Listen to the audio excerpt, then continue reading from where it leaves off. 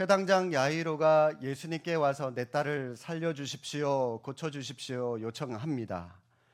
그래서 예수님이 야이로와 함께 그의 집에 가고 있는 도중에 지난 시간에 우리가 함께 나눴던 말씀처럼 12해 동안 혈루증을 앓았던 여인을 만나고요. 또 그 여인을 고쳐주는 사건이 있었습니다. 그리고 오늘 본문에 주님은 다시 한번 야이로의 집으로 방향을 틀어서 그 집으로 가고 또 그 딸을 살려주는 그런 장면입니다.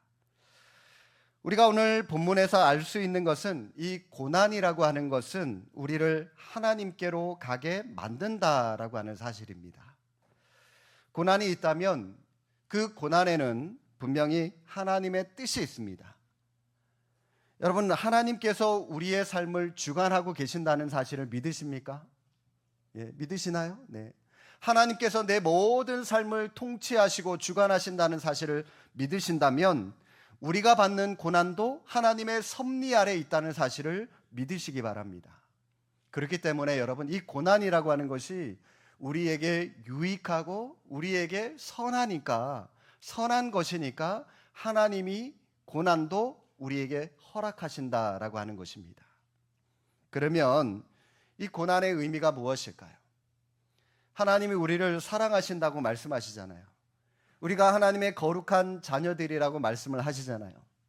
하나님의 아들이고 하나님의 딸이라면, 자녀라면, 그러면 우리에게 더 맛있는 음식을 주셔야 되고 더 좋은 옷을 주셔야 되고 더 좋은 환경을 주셔야 되는데, 때론 우리를 사랑하신다 말씀하시면서도 우리를 가끔은 고난의 자리에 풍덩 빠뜨릴 때가 있습니다.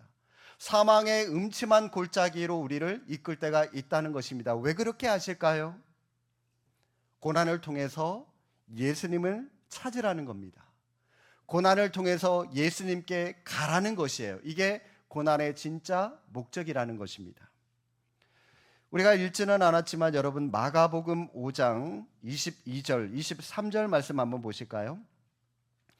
회당장 중에 하나인 야이로라 하는 이가 와서 예수를 보고 발 아래 엎드려 간곡히 구하여 이르되 내 어린 딸이 죽게 되었사오니 오셔서 그 위에 손을 얹으사 그로 구원을 받아 살게 하소서.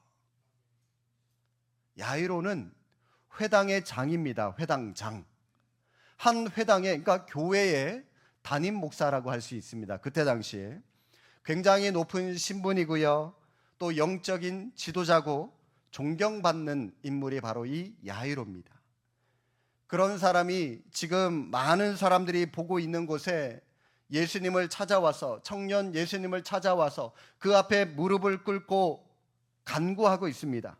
아주 뜻밖의 행동을 하고 있는데, 사실 여러분, 이 사람이 예수님 앞에 나올 이유가 없는 사람입니다. 뭐가 부족하고 뭐가 아쉬워서 자기보다도 신분이 못한 예수님을 찾아와서 무릎을 꿇겠습니까? 더더군다나 예수님께서 이전에 안식일에 회당에서 귀신 들린 사람 그 귀신을 쫓아내 주시고 손 마른 사람 손을 고쳐주시는 그런 역사를 일으키자 그 일을 계기로 예수님은 율법을 범한 사람으로 간주되게 되고 곧바로 유대인들에게 이단으로 지목되게 된 사람입니다. 그래서 회당에서 쫓겨나고요, 더 이상 회당에서 말씀을 가르칠 수 없는 사람이 되었는데, 아니, 자기들 마음에 들지 않는다고 그렇게 쫓아낼 때는 언제고, 이제 와서 그 회당의 장이라고 하는 사람이 예수님을 찾아와서 자기 스스로 예수님 발 앞에 무릎을 꿇고 간절히 매달리고 있다는 겁니다. 여러분, 이런 일은요, 사실 그랬나 보다, 이게 아니에요. 그 상황을 우리가 조금만 더 들여다보면 있을 수 없는 일입니다. 결코 있을 수 없는 일이고 기적과도 같은 일이라고 할 수 있는 겁니다. 한마디로 지금 이 회당장이 예수님의 발 앞에 무릎을 꿇었다라고 하는 것은 지금 자기 체면이고 뭐고 모든 것을 다 포기하고 내려놓았다라고 하는 행동이라고 볼 수가 있는 겁니다. 그가 모든 것을 내려놓고 청년 예수의 발 앞에 찾아와서 무릎을 꿇을 수 있었던 그 이유가 무엇입니까? 바로 그에게 고난이 있었기 때문입니다. 그 고난이 뭡니까? 자신의 사랑하는 딸이 지금 죽어가고 있기 때문입니다. 죽을 위기에 있었기 때문입니다. 이 불행한 고통의 사건이 바로 이 사람으로 하여금 예수님을 찾아오게 만들었다는 것입니다. 다시 말하면 여러분, 이걸 뒤집어서 생각하면 이런 고통이, 이런 고난이 이 야이로에게 없었다면 이 사람은 절대로 예수님을 찾지도 않았을 뿐만이 아니라 예수님 앞에도 나오지 않았을 사람이라는 겁니다. 우리도 여러분, 우리의 삶을 가만히 한번 뒤돌아보면 지금까지 한 번도 안 해봤던 일을 어쩔 수 없이 하게 되는 상황이 있는가 하면, 지금까지 한 번도 만나보지 않았던 사람을 어쩔 수 없이 찾아가야 하는 그런 경우가 있고, 또 지금까지 한 번도 기도하지 않았던 부분들을 놓고 어쩔 수 없이 기도할 수밖에 없는 그런 때가 있는데, 여러분, 언제 우리가 주로 그렇게 할까요?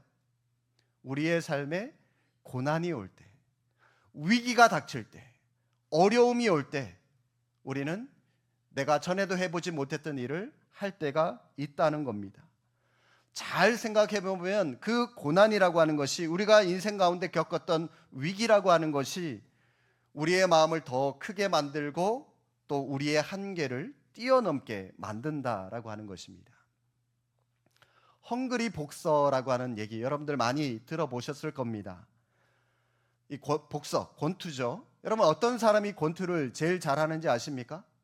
헝그리 복서, 배고픈 사람, 굶는 사람이 권투를 잘한다고 그럽니다. 묘하지 않습니까? 여러분, 이 권투라고 하는 경기가 어떤 경기입니까? 상대방을 주먹으로 때려야만 이길 수 있는 경기이기 때문에 상대방보다 내가 힘이 더 많아야 돼요. 그러려면 잘 먹어야 되죠. 이것저것 먹고 고기도 먹고 몸에 좋다는 거 다 먹어야 이길 수 있는데, 실제 경기에서는 잘 먹은 사람이 이기는 것이 아니라 굶는 사람, 배고픈 사람이 이긴다는 겁니다. 이유가 뭡니까? 왜냐하면 그 사람들에게는 간절함이 있기 때문입니다. 더 이상 굶지 않고 내가 이 경기에 이겨서 챔피언 먹어서 내가 우리 가족들 꼭 호강시켜 주리라 라고 하는 그런 간절한 마음이 있기 때문에 배부른 사람보다 이길 수 있다는 겁니다. 하나님도 마찬가지입니다. 그 어떠한 힘으로도 넘을 수 없었던 우리 인간의 한계를 고난이라고 하는 축복을 통해서 넘어가게 만드신다는 거예요. 딸의 죽음이라고 하는 사건, 겉으로는 이 야이로의 가정에 재앙이 닥친 것처럼 보이지만, 그러나 그 사건 전체를 놓고 보면 야이로에게 재앙이 아니라 축복이었다라고 하는 사실입니다. 예수님을 찾을 이유도 없었고 예수님께 가까이 갈 수도 없었던 자기 한계를 딸의 죽음이라고 하는 고난을 통해서 뛰어넘게 되었다는 것이죠. 그렇기 때문에 여러분, 오늘 본문에 나오는 이적의 주인공 누군지 아십니까? 딸이 아니에요. 딸은 이적의 수혜자지 딸이 아니라 정작 이 기적의 주인공은 그의 아버지, 바로 야이로가 오늘 기적의 주인공이라고 하는 겁니다. 여러분, 이게 중요합니다. 보통 사람들을 고쳐주겠다, 신유의 은사가 있다라고 하는 기도원들이 있지 않습니까? 아픈 분들을 위해서 안수도 해주고 기도도 해주면서 병을 고치기도 하고 또 복을 선언하기도 하지만, 그런데 여러분, 너무 이 신유, 병 고치는 거 여기에 너무 매이지 마십시오. 그렇게 기도로 병 고쳐주고 가봐야 거의 90% 이상이 가짜일 확률이 굉장히 많습니다. 병이 낫지 않으면 그 사람들이 꼭 하는 말이 있어요.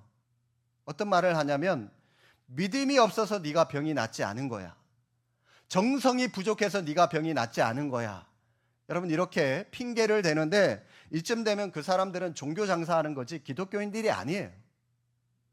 여러분, 오늘 본문의 말씀도 한번 보십시오. 이 딸이 죽었는데 다시 살아났습니다. 여러분, 그 딸이 믿음이 있어서 다시 살아난 겁니까? 아니에요. 은혜로 살아난 거죠. 은혜입니다, 여러분. 우리가 이 땅을 살아가는 모든 것도 마찬가지로 은혜라고 하는 겁니다. 하나님은 하나님의 방법으로 모든 상황에서 스스로 역사하시는 분이십니다. 사랑하는 딸을 위해서 이 야이로가 예수님을 찾아왔습니다. 어떤 마음으로 찾아왔을까요? 모든 체면, 모든 자존심 다 포기하고 청년 예수에 불과한 자기보다도 신분이 낮은 그 사람 앞에 무릎을 꿇을 수 있었던 이유, 차라리 내가 내 딸 대신 죽는 게 낫다라고 하는 그런 간절한 마음으로 예수님을 찾아왔을 겁니다. 그런 마음으로 주님을 찾아왔다가 지금 하나님의 은혜를 입게 된 것이죠. 그렇게 야이로의 믿음은 점점 더 성숙하고 성장하게 되고 결국 구원에 이르게 되었다는 겁니다. 이런 의미에서 우리는 삶의 고난을 좀 다르게 이해하고 좀 다르게 해석할 수 있었으면 좋겠습니다. 하나님이 왜 우리에게 고난을 주십니까? 이유는 하나입니다. 내 한계를 뛰어넘는 신앙을 주시기 위해서라고 하는 겁니다. 내 신앙의 성장을 위해서, 내 신앙의 성숙을 위해서 하나님께서 우리에게 고난을 주시는 것이라고 한다면 우리는 그 고난을 믿음으로 반응하면 되는 겁니다. 그러면 얼마든지 그 고난을 이길 수 있을 뿐만이 아니라 우리의 믿음은 그 고난을 통해서 한층 더 성숙하고 한층 더 업그레이드 할 수 있는 것이죠. 지금 예수님은 야이로의 부탁을 받고 야이로의 딸을 고치러 그의 집에 가고 계시는 중입니다. 사실 이 딸의 문제 굉장히 급박하죠. 다급합니다. 무슨 병에 걸렸는지는 모르지만 지금 죽음을 다투는 그런 굉장히 다급한 문제가 있었습니다. 그런데 중간에 느닷없이 방해꾼이 나타났어요. 누구였습니까? 12해 동안 혈류증을 앓았던 여인이었습니다. 모든 공동체에서 소외된 여인이었고요. 율법적으로도 부정한 이 여인, 느닷없이 이 여인이 중간에 가는 길을 가로막고 나타나서 예수님과 대화를 나누죠. 예수님의 옷자락을 붙들고 늘어지고 그러면서 서로 시간이 막 지체되고 있어요. 여러분, 그 중간에 끼어있는 야이로의 마음이 어땠을까요? 아마 굉장히 초조하고 굉장히 답답했을 것 같아요. 내 딸을 고치는 것이 지금 더 급한 일인데 웬 이상한 여인이 나타나서 지금 방해하고 있는 겁니다. 12해 동안 혈류증을 앓았다라고 하는 거, 여러분, 이 만성병이지 않습니까? 하루 조금 늦게 고친다고 이 여인이 지금 당장 죽는 것도 아니잖아요. 그렇기 때문에 아마 이 야이로는 그 여자를 밀치면서 이렇게 얘기할 수도 있었을 겁니다. 너는 만성병이 아니냐? 나는 지금 내 딸이 죽느냐 사느냐 죽고 사는 문제가 달려있어. 방해하지 말고 내 딸부터 먼저 고치고 나서, 그리고 나서 나중에 예수님 찾아와서 그때 예수님과 얘기해. 충분히 야이로는 그녀에게 그런 말을 할 수도 있었지만 오늘 본문을 보시면 야이로에게 전혀 그런 모습이 보이지 않습니다. 예수님과 그 여인의 대화 중간에서 조용히 기다려주고 있다는 거죠. 나중에 보니까 야이로의 집에서 사람들을 보내와서 그 사람들이 이런 말을 합니다. 35절입니다. 아직 예수께서 말씀하실 때에 회당장의 집에서 사람들이 와서 회당장에게 이르되 당신의 딸이 죽었나이다. 어찌하여 선생을 더 괴롭게 하나이까? 당신의 딸이 죽었습니다. 예수님도 이제 죽었기 때문에 더 이상 예수님도 아무것도 할 수 없기 때문에 예수 선생님을 괴롭게 하지 마십시오. 여러분, 이 말을 들었을 때 야이로의 마음에 어떤 마음이 들었을까요? 분노하지 않았을까요? 아니, 당신 때문에 12해 동안 알았던 당신 때문에 지금 시간이 지체돼서 내 딸이 죽지 않았냐고. 충분히 여러분 분노하고 흥분을 보였을 만한데, 그런데 지금 야이로에게 전혀 그런 모습이 보이질 않습니다.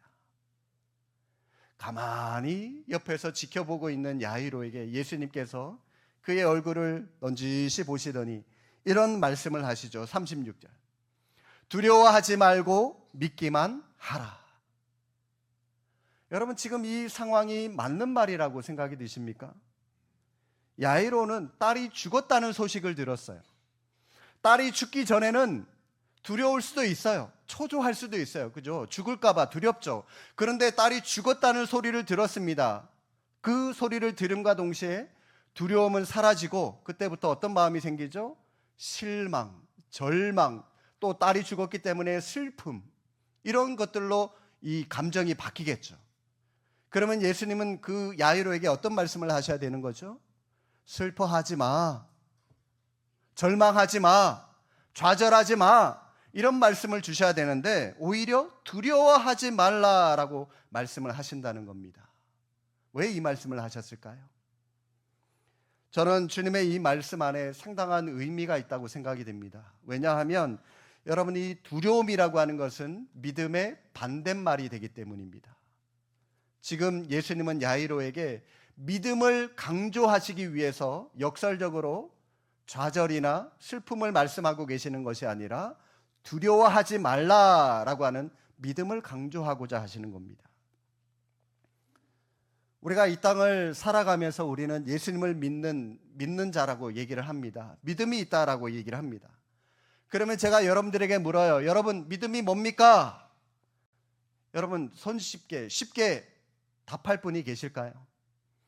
믿음이 뭐냐라고 묻는다면 한마디로 이 믿음에 대해서 정의하기는 어렵습니다만은, 그러나 믿음이 있는 사람에게 나타나는 현상이 있어요. 뭘까요? 초조해하지 않는다는 겁니다. 초조해하지 않는다. 여유가 있어요, 그런 사람에게. 반대로 믿음이 없을 때 나타나는 현상은 굉장히 초조합니다. 굉장히 불안해하고 두려워한다라고 하는 그런 공통점이 있습니다. 우리가 여러분 대개 유혹에 빠지는 이유가 무엇일까요? 사기를 당하는 사람들의 특징을 보면 다급하다는 공통점이 있습니다. 이번에 이거 놓치면 내 인생에 두 번 다시는 기회가 없을 거야, 내 인생은 끝일 거야 라고 하면서 다른 것들을 좀 더 폭넓게 보지 못하고 그 일, 그 사건, 거기에만 매여서 모든 것들을 올인하는 사람이 있어요. 어떤 사람이 어떤 일을 계획하고 추진하는데 제가 봐도요, 그분이 너무 일을 서두른다는 그런 느낌이 들어요. 저 집사님, 저 아무개 권사님 왜 저렇게 서두르시지? 좀 느긋하게, 좀 천천히 좀 하시지. 그런 마음이 저한테도 들거든요. 그런 경우에 권면을 줄 때, 옛날에 제가 청년 때 어른들이 이 연세 드신 목사님을 찾아가서 그런 이야기를 하면 그 나이 많은 목사님이 이렇게 말씀하시죠. 기도해 봅시다. 아무개 집사님, 기도해 봅시다. 그러면 옛날에 제가 청년 때 그런 얘기를 들으면 옆에서 듣고 있으면 저는 그때 막 굉장히 화가 났었거든요. 목사님 할 말이 없으니까 괜히 기도해 봅시다, 그냥 그러나 보다 그랬었는데요. 그런데 이제 시간이 지나면서 제가 이 목회 현장에 있으면서 목회를 하다 보니까 그 목사님들의 말씀이 진짜 지혜더라고요. 왜 기도해 봅시다 그런 말씀을 하셨을까 하고요, 가만히 보니까 그 이유는 진짜로 기도가 필요하기 때문에 그런 말씀을 하시더라고요. 여러분, 어떤 일을 계약을 하거나 어떤 일을 추진할 때 여러분은 얼마나 기도하시면서 그 일을 시작하시고 그 일을 추진을 하십니까? 2, 3주 전에 우리 제자훈련 남자반 훈련생들과 나눈 얘기인데, 어떤 사람은 그 일을 추진하는데 기도 한 번을 안 해요. 기도 한 번을 하지를 않고요, 자기 생각에 저렇게 하면, 누구의 얘기를 듣고 저렇게 하면 돈 좀 벌겠구나, 그러면서 자기 마음대로 그냥 덜커덕 계약을 해버리고 덜커덕 투자를 해버리고, 그래 놓고 일이 잘못되면 누구 원망합니까? 하나님, 나를 왜 이렇게 만드셨습니까? 내게 이게 무슨 일입니까? 그러면서 온갖 원망은 하나님께 다 하는 사람을 본 적이 있습니다. 잘 되면 자기 탓, 못 되면 하나님 탓. 우리는요, 어떤 일이 있죠? 흥분을 좀 가라앉히고 너무 초조해하지 마시고 두려워하지도 말고 진지하게 하나님께 기도부터 하는 모습이 필요합니다. 기도해 봅시다. 여러분, 이게 진리예요. 이게 지혜입니다. 기도해 봅시다. 우리에게도 살아가면서 중요한 목표들이 있을 겁니다. 야이로에게는 딸을 고쳐야 한다는 굉장한 다급한 목표가 있었습니다. 그러나 야이로는 딸의 치료에만 매달리는 것이 아니라 12의 혈류증이 앓은 그 여인이 고침을 받을 수 있도록 옆에서 조용히 기다려줬다는 거예요. 여러분도 여러분들의 일에만 너무 몰두하지 마시고 도움이 필요한 곳이 어디 있는지, 또 예수님께서 또 우리 공동체가 그곳에 도움을 주는 것 기다려주고 또 나도 가서 도와주는 것, 여러분 이런 모습이 우리에게 필요하다는 것이죠. 이게 믿음입니다. 초조해하지 않는 것. 창세기 26장에 보시면 이삭의 목자들과 또 그 그랄 땅의 목자들과 싸우는 이야기가 나옵니다. 우물 때문에 싸워요. 중동 지방이니까 여러분 물이 얼마나 귀하겠습니까? 우물을 파도요, 그 우물이 곧바로 나오기가 쉽지 않은 그런 지역이죠. 하나님께서 은혜를 주셔서 이삭의 목자들이 우물을 팠더니 와, 우물이 터졌습니다. 그랬더니 그 그랄 땅의 목자들이 찾아와서 원래 우리 땅에서 난 우물이니까 우리 거야, 내놔. 쌓을 법도 한데 이삭은 그냥 아무 대꾸도 않고 그래 너 가져 하고요 조용히 줘요. 그리고 자기들은 또 목자들하고 이동해서 다른 데 또 우물 팝니다. 그랬더니 또 샘이 터졌어요. 그랬더니 이번에 거기까지 쫓아와서 이 땅도 우리 땅이야, 내놔. 아무 말 하지 않고 또 그대로 줍니다. 세 번째 또 이동을 해서 팠더니 이번에도 또 우물이 터졌어요. 그랬더니 이번에는 자기들도 양심이 있었는지 가만히 이번에는 그냥 내버려 둡니다. 처음 2번 정도는 달라고 하더니 세 번째는 가만히 내버려 둬요. 그래서 이삭이 이 세 번째 우물은 우리가 좀 써야 되겠다라고 해서 세 번째 우물에 이름을 지었는데 그 우물의 이름을 르호봇이라고 이름을 지었습니다. 뜻이 뭐냐? 크다, 넓다라고 하는 뜻입니다. 아마 이전에 다른 우물들보다 큰 우물이었던 것 같아요. 이전에 여러분 방해가 없었다면 작은 우물 하나 그냥 딸랑 얻고 말았을 텐데 달라고 하니까 그래 너 가져. 다른 것도 또 와서 쫓아와서 달라고 하니까 그래 너 이것도 가져. 이런 과정을 통해서 제가 보니까 이 이삭의 믿음이 먼저 르호봇 했다는 것이죠. 이삭의 믿음이 먼저 넓었습니다. 컸어요. 이삭의 마음이 먼저 르호봇, 넓어지고 큰 그릇이 되었다라고 하는 것입니다. 이처럼 그 사람의 마음이 넓어지니까 하나님은 실제로 물질적으로도 우물도 가장 큰 우물을 이삭에게 축복으로 주셨다는 겁니다.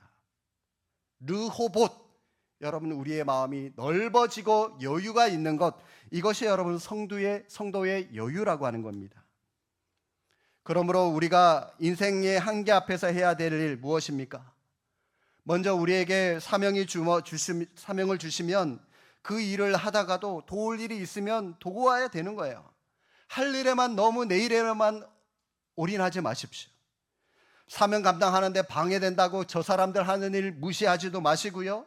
나도 그냥 가서 돕고 옆에서 기다려주고 여유를 가지고 함께 사명을 감당하다 보면 하나님은 나머지 모든 것들도 이룰 수 있는 힘과 지혜를 우리에게 부어주실 것입니다. 이 확신을 우리가 가질 수 있어야 하는 겁니다. 다시 본문으로 돌아와서 예수님이 야이로의 집에 도착했을 때 그 집에는 이미 장례식이 진행 중에 있었습니다. 사람들이 막 울며 불며 통곡을 하고 있었습니다. 이스라엘은 장례가 나면 곡하는 사람들을 돈을 주고 삽니다. 전문 호국군들이 있어요. 이 사람들이 많으면 많을수록 그 집의 재력이나 권력이 높다, 많다라고 하는 것을 상징하는 것이기 때문에 아마 이 야이로의 집에도 많은 호국군들을 데려와서 울게 했을 거예요. 예수님이 그들에게 왜 우느냐? 이 아이가 죽은 것이 아니라 잔다라고 말씀을 하십니다. 그 말을 들은 그 호국군들이 비웃죠. 죽은 것을 뻔히 아는데 잔다고 하니까 비웃을 수밖에 없는 겁니다. 그럼에도 불구하고 예수님께서 그들을 뒤로하고 아이한테 갑니다. 그리고 서슴없이 아이의 손을 붙잡고 달리다 굼, 소녀야 일어나라 말씀하시자 그 소녀가 일어나게 되었습니다. 그리고 예수님은 그 소녀에게 먹을 것을 주라 말씀을 하십니다. 43절 말씀 보실까요? 예수께서 이 일을 아무도 알지 못하게 하라고 그들을 많이 경계하시고 이에 소녀에게 먹을 것을 주라 하시니라. 당시 상황을 보면 먹을 것을 주라고 말씀하신 주님의 말씀, 지극히 당연한 말씀이에요. 야이로의 딸은 죽음을 눈앞에 뒀기 때문에 몇 날 며칠 사경을 헤맸을 겁니다. 다시 살아나기는 했지만 기력까지 완전히 회복한 것은 아닐 겁니다. 먹을 것을 줘서 그것을 먹고 기력을 회복해야 하는 것이죠. 그렇다고 해서 여러분, 굳이 예수님이 아이에게 먹는 것까지 챙겨주라고 말씀까지 하셔야 했을까요? 여러분, 우리 예수님이 너무 오지랖이 넓다고 여러분 생각하지 않습니까? 왜 아이에게 먹을 것을 주라고 말씀을 하실까요? 생명을 주시는 일은 예수님만이 하실 수 있는 일입니다. 그러나 예수님을 통해서 생명을 얻은 사람을 돌봐주는 일은 우리가 해야 할 일이고 우리의 몫이라는 거예요. 살려주고 난 다음에 구원받았다고 해서 여러분 그것으로 끝이 아니라는 겁니다. 교회 안에 양육이 필요해요.